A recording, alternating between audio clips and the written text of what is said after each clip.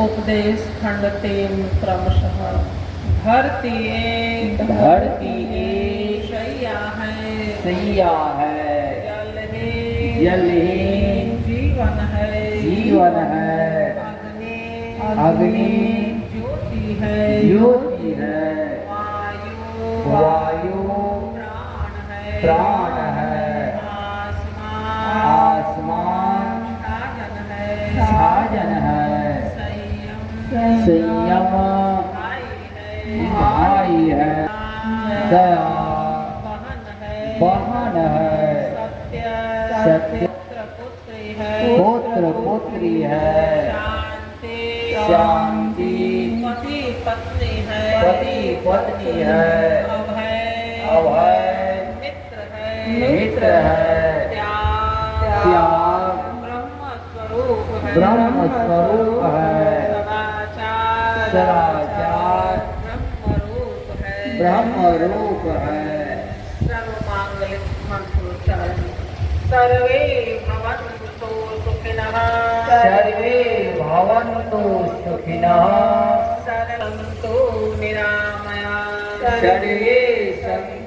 निरामयाः सर्वे भद्राणि पश्यन्तु मा कष्टभाग् भवेत् हे पूर्णात्मा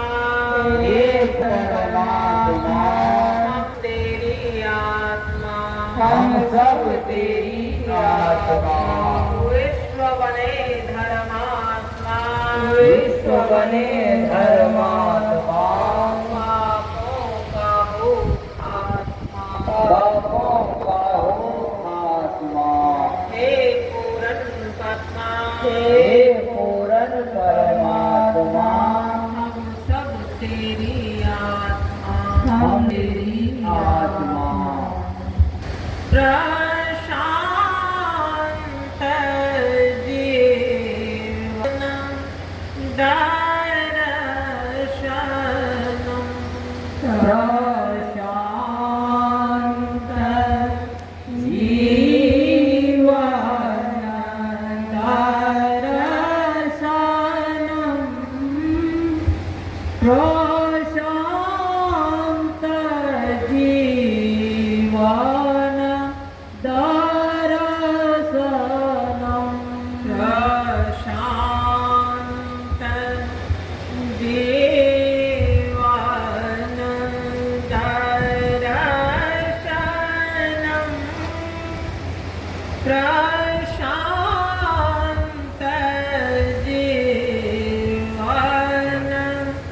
दर्शनम प्रशांत जीवन दर्शनम प्रशांत जीवन दर्शनम प्रशांत जीवन दर्शनम प्रशांत जीवन दर्शनम प्रशांत जीवन दर्शनम प्रशांत जीवन दर्शनम। ओम आनंदम प्रशांत जीवन दर्शनम नमो नारायण नारायणम।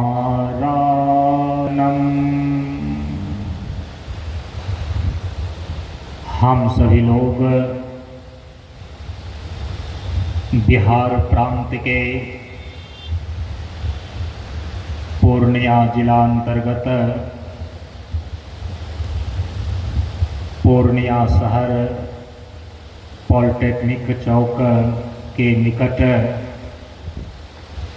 श्री राजेंद्र प्रसाद मंडल एवं उनकी धर्मपत्नी श्रीमती रजनी देवी के निजी निवास स्थान पर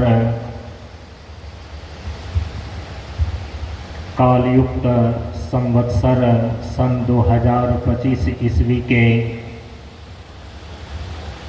23 अप्रैल दिन बुधवार को आयोजित एक दिवसीय सत्संग कार्यक्रम के आज अपराह्नकालीन सत्संग सत्र में हम सभी लोग उपस्थित हैं। मंच के नियमानुसार अपराह्नकालीन सत्संग का कार्यक्रम वेद पाठ एवं अपराह्नकालीन नित्य पूजा, प्रार्थना, कीर्तन, तत्वगुण वंदना, उपदेश और सर्वमांगलिक मंत्रोच्चारण संपादन के पश्चात अब हम सभी लोग प्रवचन एवं भजन की ओर प्रस्थान कर रहे हैं। हम सभी लोगों के समक्ष चंद शब्दों में बरारी मंच के संचालक श्री दिनेश जी अपने विचारों को रखने जा रहे हैं। हम सभी लोग ध्यानपूर्वक श्रवण करें। श्री दिनेश जी। वंदो श्री गुरु चरण कमल स्वामी संतानम, जिनके चरणों में मिला अंतर्मुखी आनंद। पुरुष बलि नहीं होत है, समय होत बलवान, घड़ी घड़ी का मोल है, मत चूको इंसान। शांताकारं भुजगशयनं पद्मनाभं सुरेशं, विश्वधारं गगनसदृशं मेघवर्णं शुभांगं, लक्ष्मीकान्तं कमलनयनं ज्योतिर्विद्यानगम्यं, वन्दे विष्णुभरणं सर्वलोकैकनाथं। यदा यदा हि धर्मस्य ग्लानिर्भवति भारत, अभ्युत्थानं धर्मस्य तदात्मानं सृजाम्यहम्। परित्राणाय साधूनां विनाशाय च दुष्कृतां, धर्म संस्थापनार्थाय संभवामि युगे। प्रातः स्मरणीय परम पूज्यपाद बाबा शांतानंद भगवान के चरणों में प्रणाम करते हुए उपस्थित जन को नमन नारायण। आज बड़ी सौभाग्य की बात है कि हम लोग राजेंद्र बाबू, रजनी देवी, उनके सुपुत्र मनीष कुमार जी के स्थापित नव स्कूल जिसका नाम है 5 पॉइंट एकेडमी की स्थापना के दिवस के शुभ अवसर पर एक दिवसीय कार्यक्रम में हम लोग उपस्थित हैं। यह बड़ी सौभाग्य की बात है कि वे शिक्षण संस्थान खोले हैं, बड़ी अच्छी बात है। हम लोग उनको आशीर्वाद देते हैं कि उनके स्कूल से, उनके एकेडमी से बिहार टॉप करे विद्यार्थी। तो एक भी विद्यार्थी अगर बिहार टॉप करता है तो उसी से उनका प्रचार प्रसार हो जाएगा। केवल पैसे के लिए नहीं, वह विद्यार्थी को भी आदमी बनाए। वह आदमी बनाने का एक फैक्ट्री है, स्कूल, कॉलेज, एकेडमी। तो जिस प्रकार से कि हम लोग बाबा शांतानंद महाराज जी के शिष्य श्री संजय संयमी जी उनके विचार को जगह जगह प्रचार कर रहे हैं, प्रसार कर रहे हैं, उनके उपदेश आदेश तत्वगुरु वंदना का प्रचार प्रसार कर रहे हैं। इसी क्रम में स्वामी रामकृष्ण परमहंस के एक शिष्य विवेकानंद जी हुए, तो पूरा दुनिया में विवेकानंद के माध्यम से गुरु का प्रचार हो गया, कहीं गुरु के माध्यम से शिष्य का प्रचार होता है।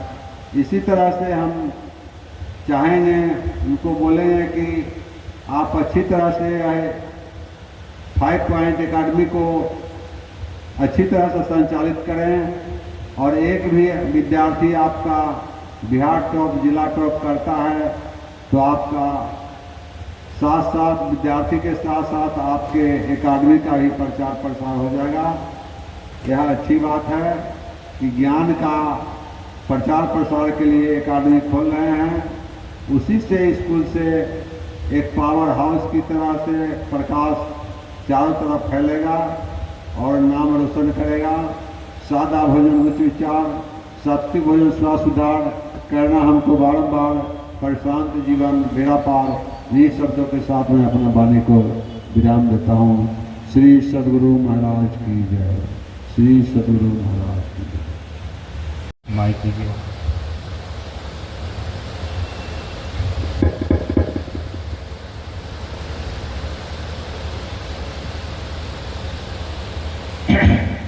बोलिए प्रेम से श्री सद्गुरु महाराज जी की जय। अब हम सभी लोगों के समक्ष कटिहार जिला समेली प्रखंड स्थित मलहरिया कबीर मठ से पधारे हुए संत श्री मिथिलेश साहिब जी महाराज अपने अमृतवाणी को हम सभी लोगों के समक्ष रखने जा रहे हैं। हम सभी लोग ध्यानपूर्वक श्रवण करें।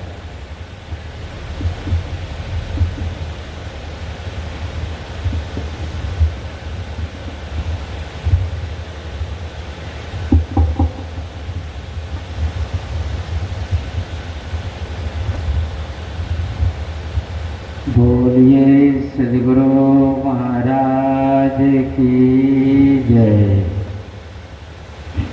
प्रशांत गुरु बाबा की जय। परमानंदम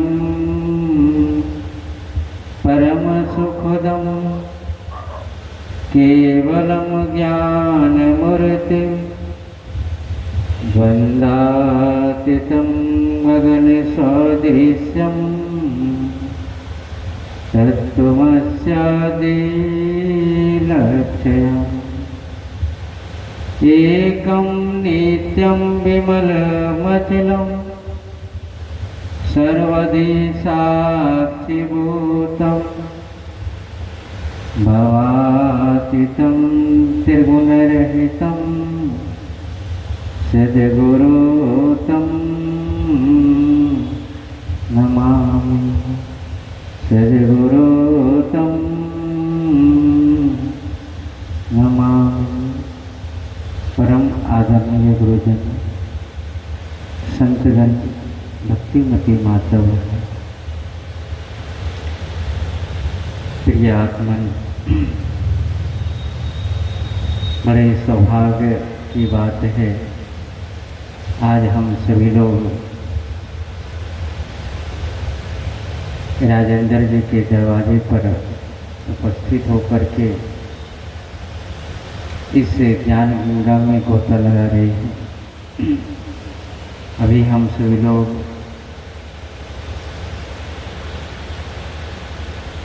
प्रार्थना, स्तुति, कीर्तन ये सब किए, इसके बाद कुछ विचार भी श्रवण किए। यह मनुष्य तन प्राप्त करने के बाद सब चाहते हैं कि हम अपने ढंग से किस प्रकार से यहाँ अपना प्रदर्शन करें। जब मनुष्य शरीर में नहीं थे तो परमात्मा से हर समय यही पुकार करते थे, हे प्रभु एक बार हमें ये अवसर मिल जाए तो हम आपकी भक्ति करेंगे, आपको ही याद करेंगे। लेकिन जैसे ही अवसर मिला और मनुष्य शरीर में आए, आते ही भूल जाते। फिर अवसर कब मिलेगा इस पर कभी विचार नहीं करते। इस संसार को हम सभी लोग देखते हैं, देख करके लग रहा है कि सभी कुछ विकास कर रहे हैं, कुछ अपने आप को आगे बढ़ा रहे हैं। लेकिन संत गुरुजन कहते हैं कि जब तक तुम अपने को नहीं जाना, अपने को नहीं पहचान पाया, तब तक कुछ विकास नहीं कर पाया। और विकास यदि किया भी तो वो कितने समय के लिए, ये जान लो कि इस मनुष्य शरीर में जो हम सभी लोग कहते हैं कि हमें इतना समय मिला है, उम्र है, करेंगे, मौका मिलेगा। लेकिन सदगुरु कबीर साहब इस पर बताते हैं कि यह अवसर नहीं चेतहु प्राणी, अंत कोई नहीं तेरा। कहते हे प्राणी, हे मनुष्य, हे जीवात्मा, इस अवसर को मत गंवाओ। इसको गंवाओगे तो फिर यह अवसर मिलेगा नहीं। तो फिर आप कहेंगे कि हम सभी लोग सत्संग करते हैं और अपने जीवन को जानने समझने का प्रयास भी कर रहे हैं, तो फिर हमें क्यों नहीं अवसर मिलेगा? तो सदगुरु कहते हैं मिलेगा। जैसे अभी कीर्तन में हम सभी लोग गाए, प्रशांत जीवन दर्शन, कि हम सभी लोगों का यह जीवन जो है शांत, अप्रो लगा देते हैं कि विशेष प्रशांत हो जाता है। कि प्रशांत का मतलब कि सारे बाह्य इंद्रियों से अपने मन को समेट करके और स्वज्ञान की ओर, अपने आप की ओर जब हम बढ़ जाते हैं, पहुंच जाते हैं, तो सदगुरु कबीर साहब इस पर बताते हैं, जहाँ ना मन बुद्धि पहुँचे हो रमैया राम, ताकि हाल कैसे कही हो रमैया। कहते इस संसार में हम सभी लोग कहते हैं, सुनते हैं, और जब तक किसके विषय में, किसके लिए, तो स्वयं के लिए हम सभी लोग कह सकते क्या अभी हम सभी लोग स्वयं में नहीं है क्या? हैं, लेकिन अवस्था है बेहोशी का, होश में नहीं है। होश में आ जाएंगे तो फिर जो चाहते हैं वह चाह जो है धीरे धीरे कम होने लगेगा। और कम होते होते इस पर सदगुरु कबीर साहब एक साखी में बतलाते हैं कि चाह गई चिंता मिटी, मनमा बेह परवाह, जाको कछु न चाहिए सोई संसार। कि जब ये चाहना, तो ये चाहना और वासना ये क्या है? ये है कि उपलब्धि, कि हमें कोई जाने, हमें कोई पहचाने। इसी जान और पहचान के लिए उपनिषद में ऋषि विचार करते हैं। जैसे अभी हम सभी लोग यहाँ पर उपस्थित हैं, गुरु शिष्य का संबंध है। गुरु ज्ञान अज्ञान, अंधकार प्रकाश, विद्या और विद्या। अब इसी में सभी सोच रहे हैं कि ये क्या है। कहते ये जब तक है तब तक हम सभी लोग अभी संसार में ही हैं।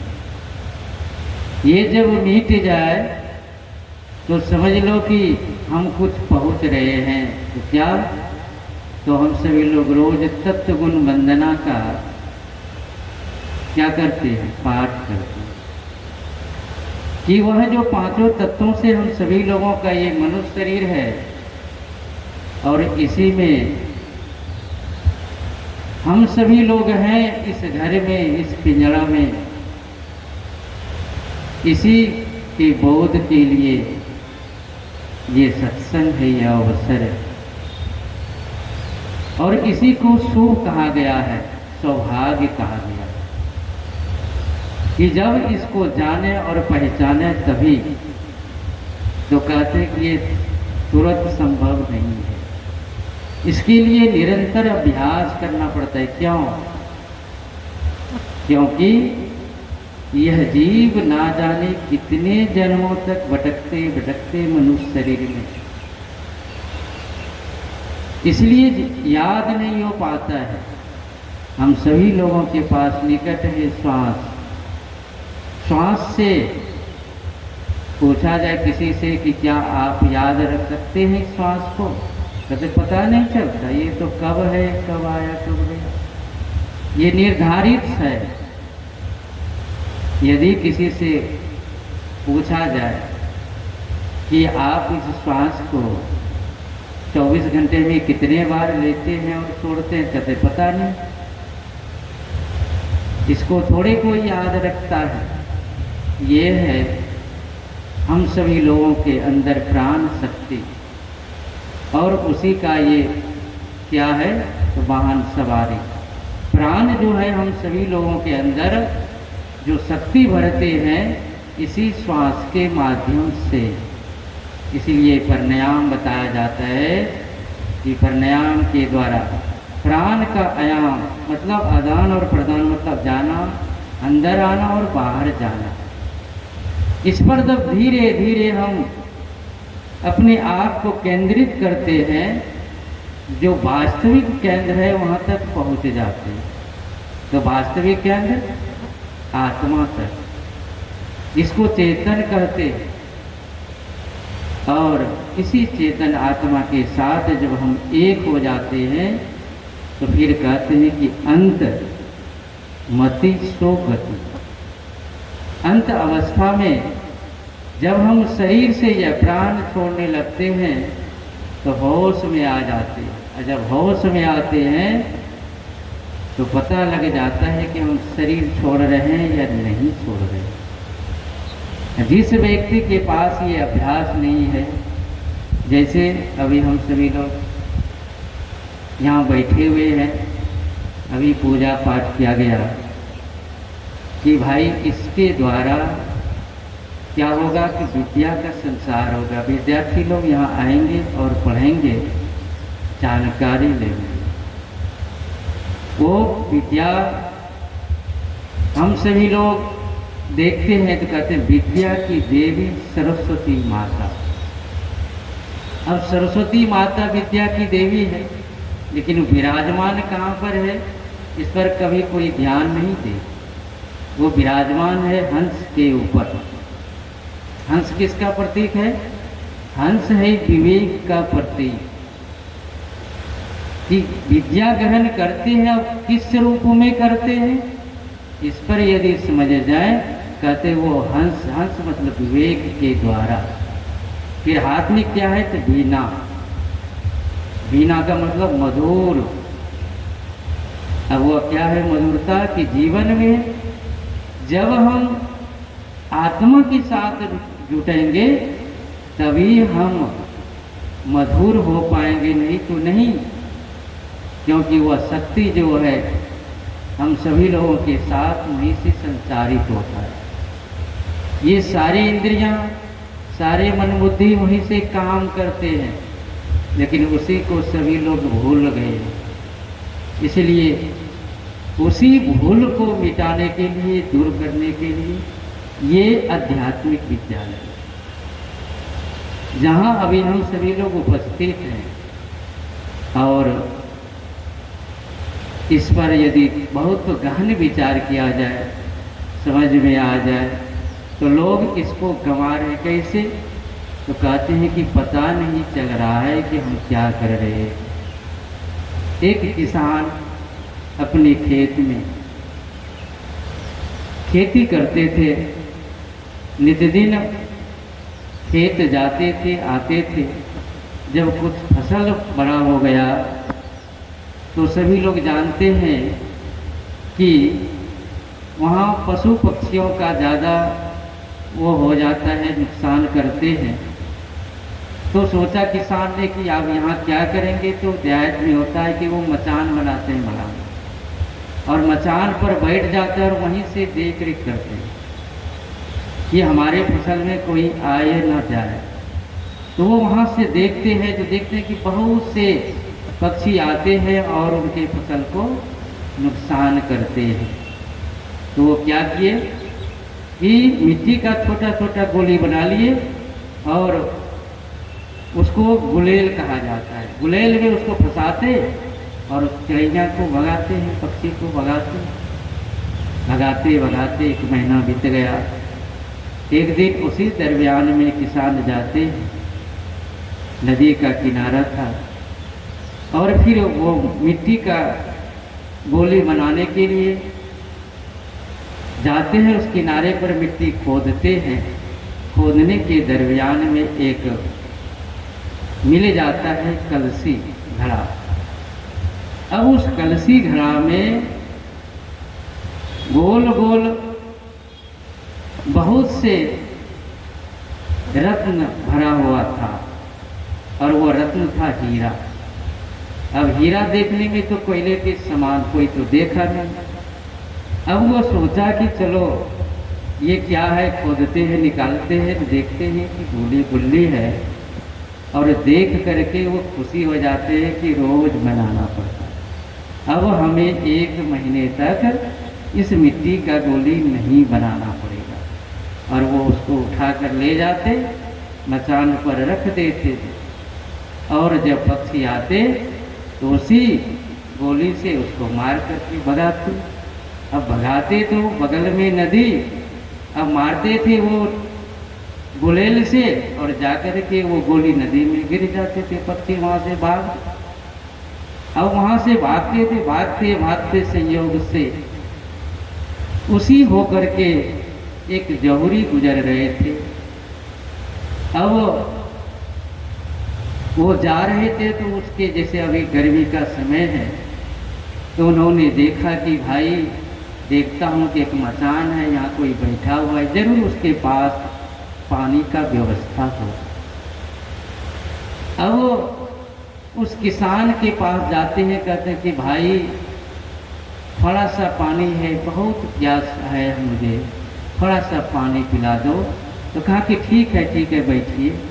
बैठाते हैं, और वह अपने घड़े से पानी भर करके उनको देते हैं।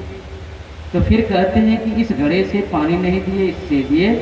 कहा कि मैं इसमें पक्षी को भगाने के लिए गोली रखा। कहा कि दिखाओ कैसा है।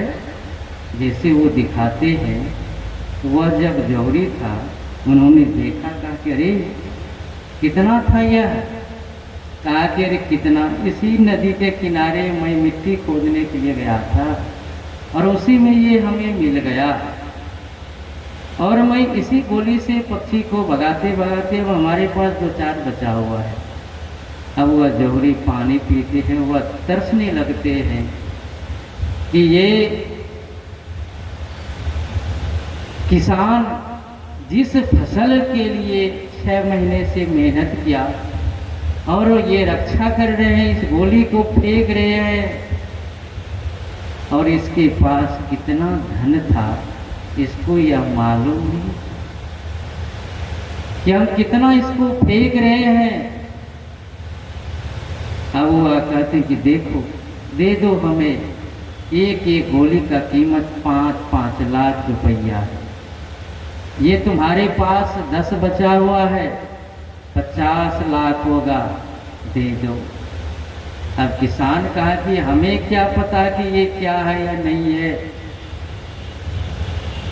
अब जौहरी ने कहा कि भाई आपको तो पता नहीं है, लेकिन मुझे पता है।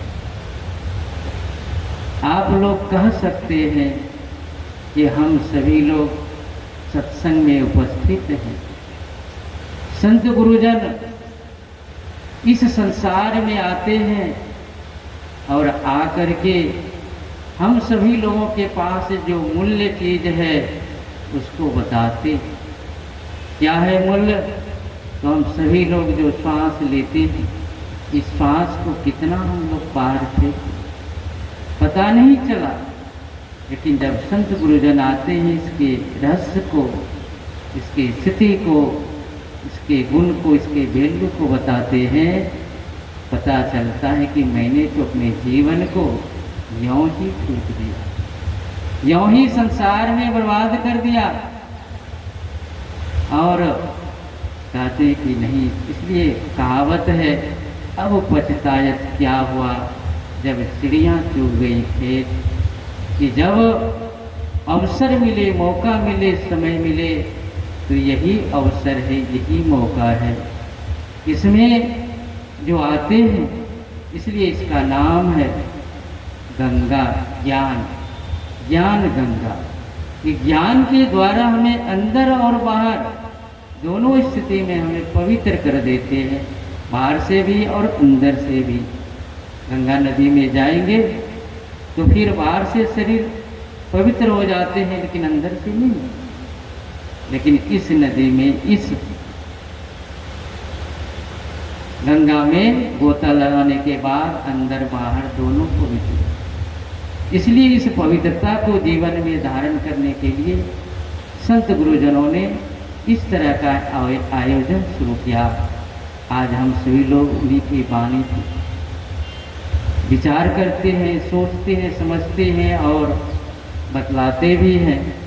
इसलिए हम सभी लोग बहुत सौभाग्य हैं कि सद्गुरु के सानिध्य में आकर के कम से कम इस ज्ञान रूपी गंगा में अपने आप को पवित्र करते हैं। हमें भी इसमें सौभाग्य मिला, कुछ भाग मिला, और हम भी यहाँ आकर के पधारे। कुछ अपने समय में जो मैं कुछ अनुभव किया, सीखा, आप लोगों के साथ निवेदन किया।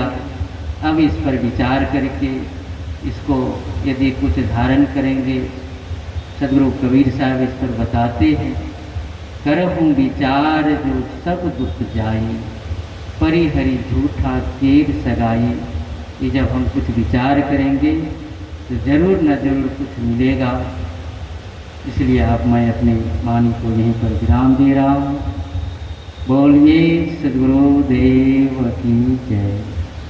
सर्वे भवन्तु सुखिनः, सर्वे सन्तु निरामयाः, सर्वे भद्राणि पश्यन्तु, माँ काचित् दुःखभाग् भवेत्। सभी का जीवन सुखी हो, सभी का जीवन आनंदमय हो।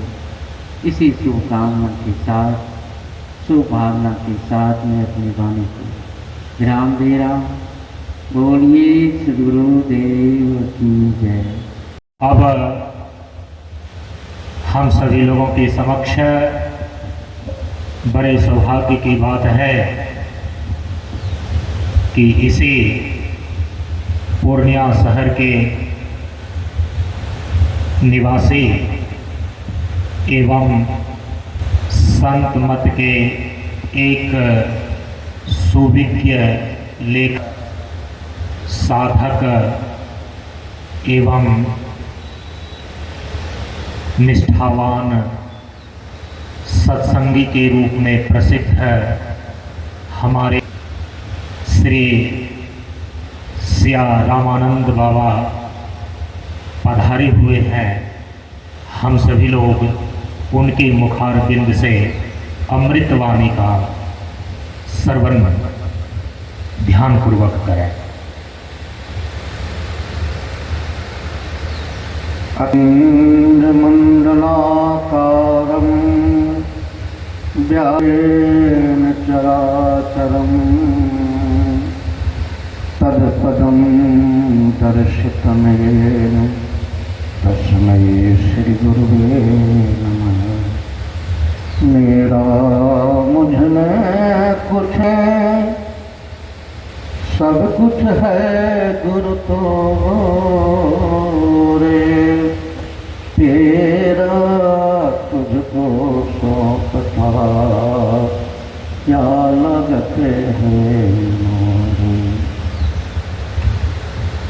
सतत स्मरणीय कण कण में विराजमान 20वीं सदी के महान संत सद्गुरु संत शिरोमणि अनंत श्री विभूषित वेदांत मार्तंड वैराग्य दिवाकर त्रिलोक पावन लोक तापहारी बाल ब्रह्मचारी परम पूज्यपाद परमाराध ब्रह्म स्वरूप ब्रह्मलीन श्री सद्गुरु महाराज के जुगल पाठ भूमि कोटि से नमन। संसार को ज्ञान देने के लिए आए हुए परम पूज्यपाद ब्रह्मलीन स्वामी शांतानंद जी महाराज के जुगल पाठ भूमि कोटि से नमन। बंदो संत समान चिते हित अनहित नहीं कोय, अंजलिगत शुभ सुमन जुमी संसुगंध करे जोय। संत सरल चित जगत हित जाने स्वभाव सरे है, वाल विनय सुनि करहु कृपा राम चरणे रति देव। इस मंच के संचालक पूज्यपाद संजमी बाबा जी के चरण कमलों में सादर प्रणाम। मंचस्थ तीर्थों को पवित्र करने वाले पूज्य संत चरण में कोटि से नमन। यत्र तत्र से एकत्र हमारे सभी सत्संग प्रेमी महानुभावों, ज्ञानमयी भक्तिमयी माताओं एवं बहनों तथा ध्वनि विस्तारक यंत्र से जहाँ तक मेरी आवाज़ आ रही है, मैं तमाम सुनने वाले आत्मस्वरूप को कोटि से नमन करता हूँ। तात मिले पुनिमात मिले सुख भ्रात मिले जुवती सुखदाई, राज मिले गजबाज मिले सरसाज मिले मनवांचित पाई। लोक मिले सुरलोक मिले वैकुंठ मिले, लोक मिले विधि लोक मिले, लोक मिले सुरलोक मिले विधि लोक मिले वैकुंठ हो जाए। सुंदर और मिले सभी सुख संत समागम दो भाई। तो वह सत्संग आज हम लोगों को सद्गुरुदेव की कृपा से शायद ही प्राप्त हो रहा है। इस मंच का जो कार्यक्रम है उसमें यह कहा जाता है कि इस जीवन का दर्शन क्या है, प्रशांतम जीवन दर्शन। दर्शन का मतलब होता है देखना और दर्शन का मतलब होता है दृष्टिकोण। वास्तव में हमारे जीवन का दृष्टिकोण क्या है? जलज जीव लवनाख कुल पादप गण लखते भेष, लक्ष्य का 10 कृपी मने भूचर पशु लख से नभचर पक्षी लाख 10 नर चहु लक्ष प्रमाण सिया राम चतुराशत पद्म पुराण बखान। यह जीवन जो मानव जीवन है, मनुष्य का जो शरीर है 84 लाख जीवों में श्रेष्ठ है और देव दुर्लभ है। इसका दृष्टिकोण क्या है, लोग क्या चाहते हैं? किसी व्यस्तम चौराहे पर पर हम जाएंगे तो वहाँ के भागते हुए गाड़ियों को, वहाँ के लोगों की व्यग्रता को देखकर सहज ही मन में प्रश्न उठता है कि लोग क्यों इतना बचे।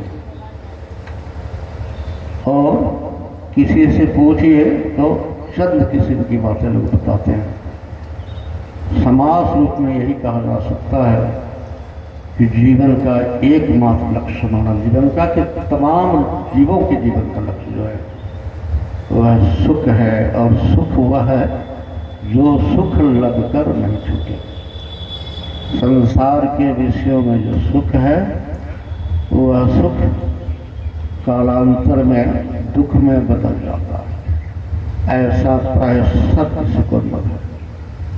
तो ऐसे दुख की सुख की तलाश करनी है जो सुख लग करके छूटे नहीं। वह तब होता है जब मानव का विचार, मानव का मन, मानव के कर्म सब पवित्र हो जाते हैं, या यूँ कहें कि जब यह जीव संतुष्ट हो जाता है, तृप्त को पा लेता है। विषयों से आज तक कोई तृप्त, संसार के लोगों का सिर्फ एक ही ज्ञान है कि जमा करो और सुखी हो जाओ, लेकिन आज तक कोई भी ऐसा नहीं आया, कोई इतिहास पुराण में ऐसा वर्णन नहीं मिला कि किसी ने भी संपत्ति इकट्ठा करके सुख पाया। जीवन है, शरीर है तो भूख लगेगी, और भूख खरीदी नहीं जा सकती। नींद अत्यंत जरूरी है इस शरीर के लिए, लेकिन नींद को भी कोई खरीद नहीं सकता। किसी बाजार में नहीं कोई धन दे करके, लाखों करोड़ रुपया दे करके। जब भूख नहीं लगती है तो हम वैद्य के यहाँ जाते हैं, हम डॉक्टर के यहाँ जाते हैं और उनसे दवा ले लेते हैं। दवा लेने के बाद अगर तब भी कोई फ़ायदा नहीं हुआ, दोबारे हम और आप किसी वैद्य या डॉक्टर के यहाँ जाएंगे तो डॉक्टर साहब कहेंगे कि मैंने तो दवा दी है, नहीं भूख लग रही है, तो उसका क्या उपाय है? संसार की सारी संपत्तियों को भी दे करके न भूख खरीदी जा सकती है, न नींद खरीदी जा सकती है, और शांति तो बड़ा मुश्किल चीज़ है। सारे संसार की संपत्ति को भी दे करके कोई शांत नहीं हो सकता है। जो 10-20 हजार भय सत हो 1000 तो लाख मंगेगी, कोटि अरब असंख्य खरब धरापति होने की चाह जगेगी। पृथ्वी पताल हो राज करो, तृष्णाधिकाय त्याग लगेगी। सुंदर ये कि संतोष बिना सठ तेरी तो भूख कभी न मिटेगी। गोधन गज धन वाज धन और रतन धन खान, जब आवे संतोष धन सब धन धूरी समान। आखिरकार इस संसार में सुखी होने का कोई उपाय भी है कि नहीं? कवि साहब की वाणी है, तन जन सुखिया कोई न देखा, जो देखा सो दुखिया हो। उदयंत की बात कहते हैं, हाँ सबका याद ये कहो। घाटे बारे सब जग दुखिया, क्या गिरहे बैरागी हो। सुखदेव आचार्य दुख के डर से गर्भ से माया त्यागी हो। जोगी दुखिया जंगम दुखिया, तब से के दुख दूना हो। आशा तृष्णा सबको व्याके, कोई महल ना सोना हो। सांच कहो तो कोई न माने, झूठ कहा नहीं जाई हो। ब्रह्मा विष्णु महेश्वर दुखिया, जिन यह राह चलाई हो। अब जो दुखिया भूपति दुखिया, रंग दुखी विपरीती हो। कहे कबीर सकल जग दुखिया, संत सुखी मन जीती हो। कबीर साहब कहते हैं कि संसार में सिर्फ संत ही सुखी हैं जिन्होंने शांति को प्राप्त कर लिया। क्यों? उन्होंने अपने मन को जीत लिया। एक बार हमारे परमाराध्य परम पूज्यपाद सदगुरु महर्षि में ही परमहंस जी का कार्यक्रम हरिद्वार में था और आप वहाँ उपस्थित थे। तो वहाँ के प्रधान पंडित जो अपने को रामायणी कहते थे, उनके यहाँ आए और उनको अपने पाठ के बाद उन्होंने कहा, मैं ब्राह्मण हूँ और रामायण गाता हूँ, इसलिए हमको अब कहीं से भी रामायण के बारे में पूछेगा तो मैं उसका उत्तर दे सकता हूँ। गुरु महाराज ने कहा कि अब ठीक है पंडित जी, आप यह बताइए कि मन को कैसे जीता जाता है। अभी इस प्रश्न को सुन करके पंडित जी तो बड़ा मुश्किल में पड़ गए, इधर उधर झांकने लगे और धीरे से उठ करके चलते रहे। कबीर साहब की बारी है। शब्द खोजे मन बस करे, सहज जोग है। सत्य शब्द जिज सार है, यह तो झूठी दे। सहज ही धुन होत है, हरदम घट के मां। सुरत शब्द में ला भया, मुख की हाजत ना। कबीर साहब की दूसरी वाली है। भक्ति निषेधे मुक्ति के, चरे संत सब धाय।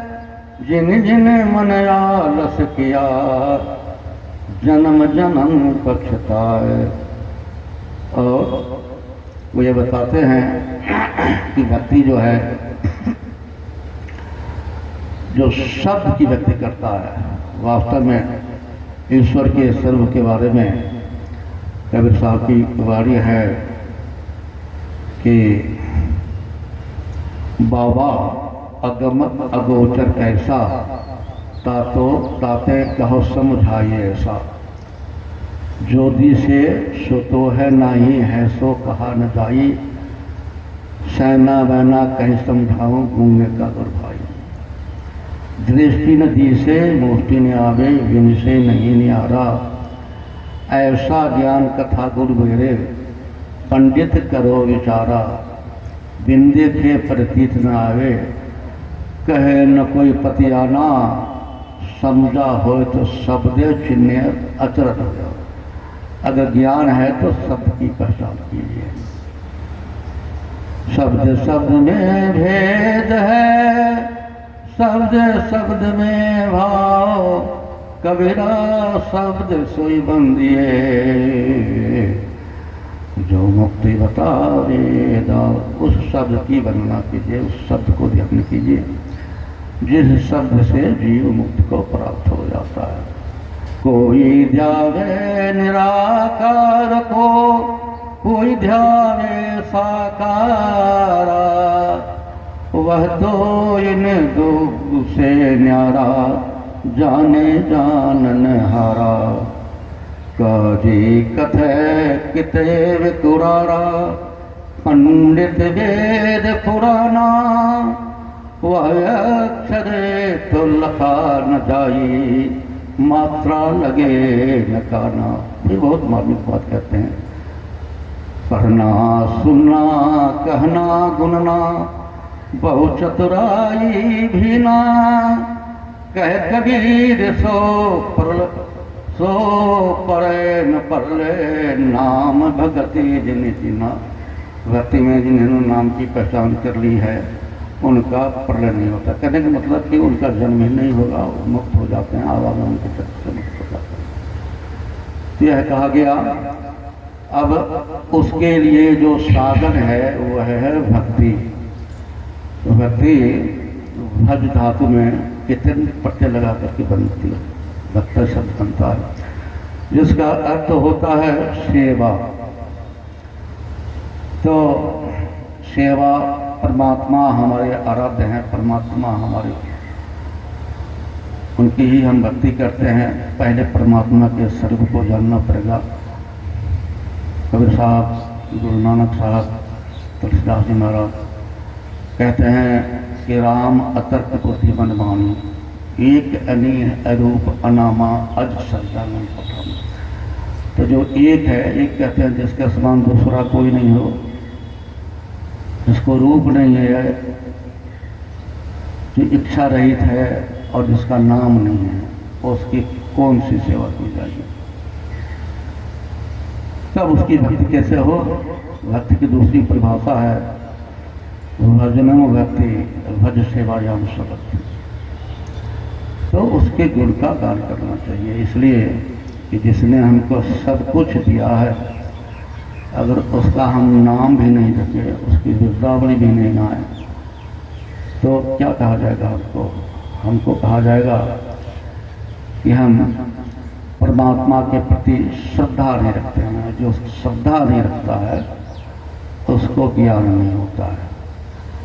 इसलिए परमात्मा की भक्ति के लिए गुरु के सानिध्य की अत्यंत ज़रूरत है। और गुरु के द्वारा जो नाम दिया जाता है उसका जप करना चाहिए। और हमारे गुरु महाराज की वाणी है कि मायाबद्ध जीव आवागमन के चक्र में पड़ा रहता है, इस प्रकार रहना जीव के सब दुखों का कारण है। इससे छुटकारा पाने के लिए सर्वेश्वर की भक्ति एकमात्र उपाय है।